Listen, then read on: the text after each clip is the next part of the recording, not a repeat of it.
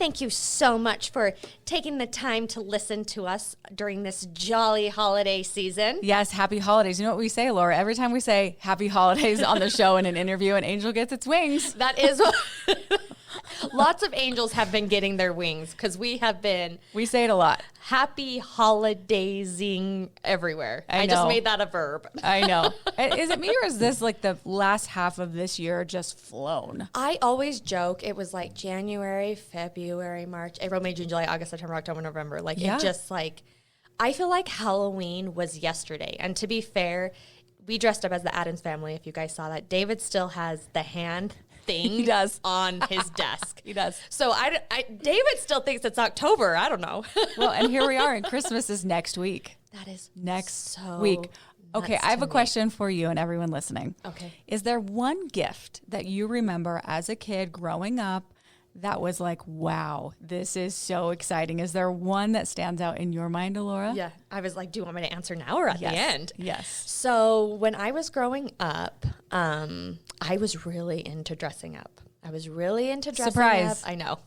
Really into dressing up, really into acting, make-believe. That was like my thing. And one Christmas, I was really little, I know now that it was my mom. Santa brought me these dresses. There were maybe several princess dresses, and I loved them. And I found out in later years, my mom made all of them. And I don't know why I'm getting so emotional about this. She made me, this was before Elsa was a thing, she made me kind of a winter queen dress, like an old-fashioned like princess dress with huge bell sleeves. Then there was a pink one with gold trimming.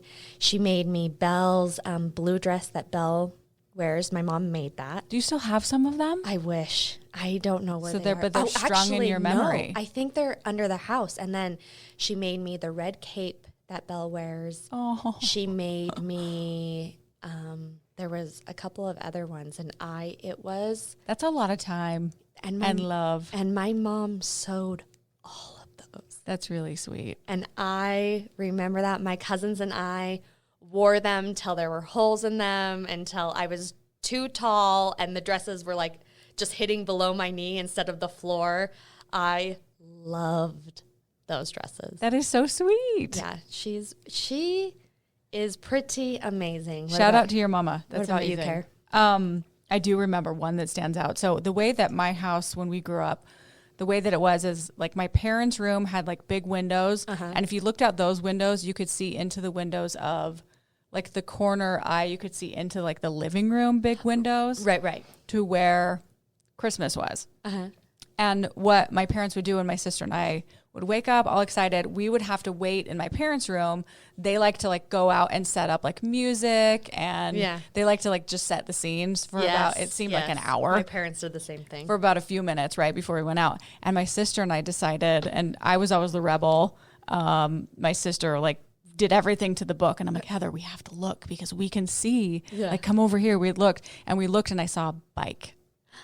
And it was my first bike, and I remember it now, and I was so pumped, but I had to pretend when I walked out there that I was also very excited. I remember thinking that. I was like 6 or 7. What color was it? It was a pink and purple, like had a basket. Did it have the tassels? It had the tassels, the whole thing. And so I was so excited, but I got like, like the pre-excitement because I saw it before I walked out. And then also rebel, I was excited. I know. I'm sorry, Mom and Dad. Rebel. So sorry. But that stands out to me. It's funny, like we have those things that stand out, right? Did you do any holiday traditions when you were growing up, and do you continue them? The one that we still do to this day is pajamas on Christmas Eve. Cute. I feel like traditions have kind of changed as we've gotten older. We still do the pajamas, and that has been happening since before I can remember. Now, every Christmas Eve, we have like a really nice dinner. Sometimes we are up at, we're in Idaho at our cabin, and we always watch The Holiday on Christmas Eve. And that's around Christmas, but my favorite tradition, and I've mentioned this so many times. I'm sure some of the listeners are like, we know. It's the one where I go to the Nutcracker with my dad. We've been doing that for every year since I was 3. we go to dinner, then we go to the Nutcracker, and it's just, it reminds me of Christmas because we've been doing that for so long, but I was one of those really lucky kids that my parents were really supportive of my hobbies and my dreams. Your parents are awesome. They really are. And my dad taking me to the ballet was always just like, it was his way of wanting to spend time with me, which I will always cherish, but it was also his way of being like, I'm so supportive of you dancing. He always loved he loved going and supporting me, and so that tradition honestly means a little more to me than just spending that time with my dad. It like symbolizes a lot of things. So that's one of the traditions that we always do. And I remember like through the years, through moving and coming back, through different things, the one year we didn't do it was COVID. And that year, funnily enough, we were able to go to a restaurant, and our waitress at the restaurant, it was still going because of COVID. You had to wear masks till you got to the table. But the waitress came up and we explained our tradition, and she was older. She was probably in her 60s. She was like, oh, I was the Sugar Plum Fairy in a professional ballet company. I think it was somewhere in California. Did you ask her to dance? And she did. We didn't ask her. She just did it. She just did this. You still got the performance. Yes. This like sweet older woman who was our waitress was like, da, da, da, and then just started dancing. And we were like, well, we didn't ask, but yay. That's adorable. We still kind of saw it even during that year. So that, long story short, those are the traditions we do. What about you, Kari? That's really cute. Growing up, we would always get a real Christmas tree. So we would like drive out. I think it was like Payson. Payson area that we would go and get our tree. And I look back at that and I'm like, wow, like that's a lot of work, Dad. That's, props to you. That was always really special. And then my sister and I grew up dancing. And so just like you're a dancer too. We were always performing. I feel like that month. It was like Festival of Trees, and we were always doing like so many things. And then in drill, December is competition season because state is in January. Yeah, so it's busy time for performing, right? So I feel like there was a lot of Christmas performing. Now with my daughter, we like to watch Home Alone when we put up the tree. That's there's no negotiating. That is what is happening. And then I make a cinnamon French toast. I get this. Have you ever had the cinnamon bread from Great Harvest? It's like a round loaf of like deliciousness. I'm like starting to daydream and like getting like it's so good. I buy that. I can't remember if they're open Christmas Eve. I'll go like early in the morning, grab it for Christmas morning, and then I make French toast with that. So that's like my Christmas French toast that I make every year. And then as we continue to go on, we have like other traditions and things, but those were the main ones that stick out to me. I love it. I love traditions. And I think, honestly, the most important thing is having traditions that you enjoy and not having so many that you're stressed about doing the traditions. It's true. You know what I'm saying? And, speaking of that, I'm letting all the parents know, if your kids are listening, we're about to talk about Santa Claus. So if you have kids in the car or the room, we're going to talk about Santa. Yes. In a way that... She prefaced it. There it is. Okay. So I wonder with other parents out there if it's hard to keep up the Santa act with our kids. And I have to tell you, with my daughter, it's almost impossible. She is 6. She has every question in the book. She wants to know, like the other day we saw a mailman and we sent her a letter to Santa a couple weeks ago. She's like, Mom, how does it get there? That's really far. And so I was trying to explain to her, like, well, one mailman gives it to the next mail woman, and then that mail woman gives it to, and it gets that far and then goes on the plane. She's like, but that's really far, Mom. How does that, like, she just is she wants to know all the questions. We went and met Santa the other night at City Creek Center, and she was really, really pumped to meet with him because she needed to know if she was on the naughty or nice list. And turns out she is on the nice list, so good job, Amelia. Good job. Yay, Amelia. We were at a different Christmas event a week before that, and Santa was there, and she said, Mom, they're not this, they're different. They're, so it's like, do you explain that these are actors that they see in person, or is it, and then the real Santa we don't really see. We don't have a fireplace in our house. Yeah. So she wants to know how he gets in. Oh, of course. I feel like that is a really common question for kids. You should have her watch the Santa Claus. Yeah, she has. And that's, yes. So she's wondered that. We also started, this goes back to our traditions. We put a little tree in her room, and then she gets one little present from Santa under that tree. So she also wants to know if she keeps her eyes open, if she can catch them. Oh, I think every kid ever has wanted to keep their eyes open or sleep. Wherever the presents end up, they want to keep their eyes open and see if they can catch him. Yeah. So we tell her, he doesn't actually come to the house unless you're asleep. He knows. Oh, so then, she's not going to miss out on presents. So then she goes to bed. But it's really hard. Well, she is so inquisitive, and that's kind of like my nephew Gray around that age. He's very, very smart. He really is. Some of the things he says to me, I'm like, how you sound like you're like a 50-year-old, so like smart, like engineer. So he came up to his mom. I swear he was maybe 5, and was like, and worded it this way: "Mom, I don't know if I believe in the legend of old Saint Nick." And he was 5, and she was like, "No. We have to believe a couple more years." But some kids are just so inquisitive. I had a friend growing up who had a little brother who was really anxious. Bless his sweet little heart. And he was so panicked about a man he didn't know coming into their house. I get that. That's valid. It freaked him out so bad that they finally just had to tell him, they're like, okay, Santa's not real, it's us. And that relieved his anxiety because he didn't trust this man he didn't know. Yeah. But it's like, for kids like me, I was all for it. I believe in magic. I'm a daydreamer. We talk about it all the time. I was going into junior high, and my mom had to sit me down and was like, okay, let's have a chat. You're almost 13. Santa's not real. And I was mortified. And one of the reasons she had to tell me was I was making up these crazy like dress ideas and jewelry ideas and toy ideas. And she'd be like, well, where did you see that? Did you see it on a commercial? And I was like, no, I made it up.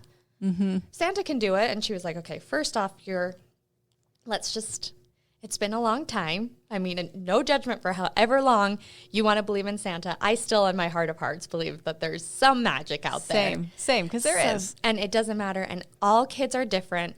But for me, it was all of my friends had stopped. My mom knew that I was going into junior high. So she was like, I feel like it was like 4th grade, I think. Yeah. I feel like that's pretty common for a lot of people. But me and my cousin, the one with the really smart Gray, both had to be told several times. Yeah. Well, and it's crazy. I wonder what it is now, because I think like, okay, Amelia is almost 7 in 1st grade. So we've only got like a couple more years of this, and that makes me teary-eyed. So we're going to move. Speaking of kids, we're going to move on. We're moving on. We're going to move on. Okay, I found this article, how younger generations do holiday traditions. So we're talking about Gen Z, which is, I always have to remind myself, it's 1997. If you were born in 1997 to 2012, that's Gen Z. I was not. Millennials, 1981 to 1996. So these are how they are celebrating. Oh, okay. So I am I'd love to know how I'm celebrating. Yes. Well, let me tell you. Tell me how I'm celebrating. This said a poll of 2,000 Gen Z and Millennials finds 70% of them have been following the same holiday traditions all of their lives, while 3/4 of them are open to creating new ones. So they'll be enjoying some of their top traditions, including, these are the top ones: holiday movies, it's 60%. Absolutely. I do not miss my holiday movies. Cooking and baking. Okay. I would like to say every year I bake with my mom, but it's more like every other year. That's great too. Cookie swaps are also popular. 47% plan to participate in one this year. I never did that, but that sounds amazing. Is that a thing? I have had friends do that. We've actually had a guest who came on, I think it was last year around Christmas, and she talked about how she had like several cookie swaps she was going to. Wow. And so she had to really pace herself, because she's like a fitness, lifestyle, mom, health, all incorporated influencer. And she was talking about how there were so many cookie swaps that she had to pace herself, or she was going to feel sick. Overdo it, which is easy to do during the holidays, right? They also said putting up a Christmas tree is something 88% of them are planning to do or have done this year. So that's a big one. Almost half prefer a faux tree over a real tree. I've never had a real tree, and part of the reason was we always grew up with dogs, and when we tried a real tree, they would either lick the water or think we brought the outside in and there were messes to clean up. See, and we didn't have dogs. So that was a lot easier for us, I guess. A lot of younger folks stick with the theme for their gifts. 46% of both generations like their gifts to follow a specific theme. And 52% are willing to spend at least $100 on wrapping supplies, not on gifts. Like, that's just the supplies. I have many questions. What is a gift theme? Do the receiver and the giver both know the theme? I don't know if that means like for like the wrapping, like they all have the same wrapping paper theme. I don't know. I get that. I grew up with that, but do I just say this year my theme is everyone's going to learn to bake, and I buy everyone baking stuff, even if that's and your not wrapping what they paper want. has cookies and things on it. But I think that's what this is saying. They make sure their wrapping supplies and their gifts have the right aesthetic. So it's kind of like a theme. Okay, that's the theme. I thought you were talking about gifts. I was like, is there a all theme? Matching. I was like, is there a theme I'm supposed to be following? And I know now. Handmade gifts are the most meaningful to give others, so they love giving handmade gifts. And more than half, so 58%, plan to DIY their holiday gifts and decor this year or give homemade baked goods to save money. I get that. Because it's expensive out there, y'all. Oh, it is. I am not crafty. I'm not going to act like I am. Just not. I don't wrap. I don't even wrap well. I love wrapping presents. Like, give me all your presents. I will wrap them. I will bring them to the studio with the wrapping paper because I cannot. It's my favorite. My mom is great at it. My husband is like, he's very analytical. And so when he wraps, it's so precise and pretty. And I'm just like, it's just, it is a mess. I don't even need to say who it's from because people just know. You don't even need a tag. That's from Elora. That mess. Oh, sweet Elora, who's like in her 30s, who still doesn't know how to wrap a present and make it look good. It's the thought that counts. So I'll bring in mine for you to wrap, Karen. Because it's a big stress for me. I want it to look good, but it's stressful. Speaking of stress, there's a lot of holiday stress out there. It is what it is. Yeah, next week. It's here. It is coming. I found a list of what holiday hosts stress the most about. Okay, if you're hosting a party or get together or okay. Yeah. So this survey has discovered that 3/4 of Americans who are hosting feel stressed about it. So 3/4. So that's a pretty high percentage. What is that, like 75%? Yeah, that's a lot. I think so. So they say, and this is how it's split up. Making sure everyone enjoys themselves. That's what 32% stress about. Making sure everyone, okay. What food to serve is 30%, and cleaning up before guests arrive is 28%. So those are some of the things that people stress out about the most. Honestly, for me, it's cleaning up after everyone leaves. See, I don't worry about that as much as beforehand. Yeah. Like I'm running around with my head cut off trying to like make everything perfect. I think that's the one that I would stress out about. So those are the top 3 things other things people stress about. These are further down the list. Having room for everyone, keeping people entertained, what drinks to serve, making sure no one damages anything. That's 14%. And I'm like, what parties? What's happening? Those are the Gen Z and Millennials or the younger. What's the new one? Gen Alpha. Gen Alpha. Those are the young kids. Seating arrangements and then decorations. So really those top 3 things are wanting everyone to enjoy themselves, figuring out what to eat, and the cleaning up. And I remember growing up, my mom we would switch off with my aunt every other Christmas. We still do that sometimes, Christmas Eve. And as a kid, cleaning up before everyone showed up. And that was the thing. But as a kid, I didn't really I didn't understand all the stress that went into it. It was just kind of like, oh, Christmas Eve is here. I'm sweeping, doing all that stuff. But it is a lot of work for a host. Now that we're adults, it's a lot. Because you look at, when I was a kid, I would help like set the table or, like get drink orders or something, which was simple to me. And you're like, oh, this is easy. This is fun. So, for these hosts out there who are stressing out about these things, honestly, and I can't speak for everyone, but all your guests coming are really, at the end of the day, they're excited to be with you. Yeah. Like if you don't have, the Pinterest perfect table setting, no one's going to care. Right. If if there's a little bit of dust on the floor, no one's going to care about that. Like honestly, when it comes to Christmas, I think we get so stressed about the small things that we forget, like, you're having these events to be with the people you love and care about. That's what it's about, is like spending time, making those memories. And that's what you remember. No one's going to remember, oh my gosh, they didn't vacuum. They didn't vacuum from 15 years ago. Remember when we went to Aunt Judy's and she didn't vacuum? No, we remember time with people. Absolutely. It's those conversations and things like that. And some people, aren't lucky enough to have that. So it's really just thinking about that time that you can be with others. They may remember if you didn't have good food. I'm just saying. Carrie's calling remember that. Carrie's calling have good food. Well, have plenty of food. Well, you know what, Carrie? 30% of people stress about that. That's a big one. That's a top thing. And honestly, I think before I go to any party, I'm like, well, what kind of food situation is there? Is it just desserts? Is it appetizers? Do I need to eat something beforehand? But I never am judgmental about it. It's just like, I kind of want to know the situation so I can, prepare. Yeah, because if it's just appetizers, sometimes you need to eat before. Yeah. Sometimes, if it's just dessert, then I mean, you know me. I have so much energy anyway that if it's just a dessert party, I'm unhinged because all I've had is sugar. So we need some food. Yeah. It is like I'm nuts if I don't have something to counterbalance the sugar. So that's why I just like to know before going. But everyone going to parties, give your host a thank you. Your host, hostess, give them a thank you because they've put in quite a bit of work.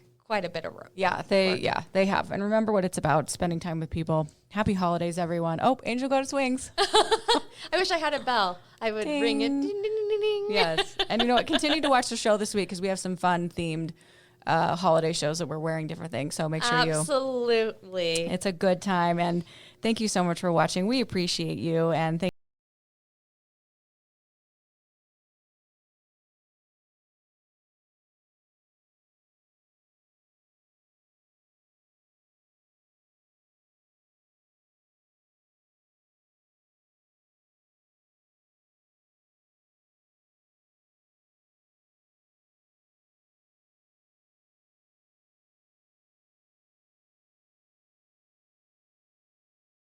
To continue to freshen up your day, you can watch us on Fresh Living every weekday on CBS Channel 2 in Utah at 1 o'clock.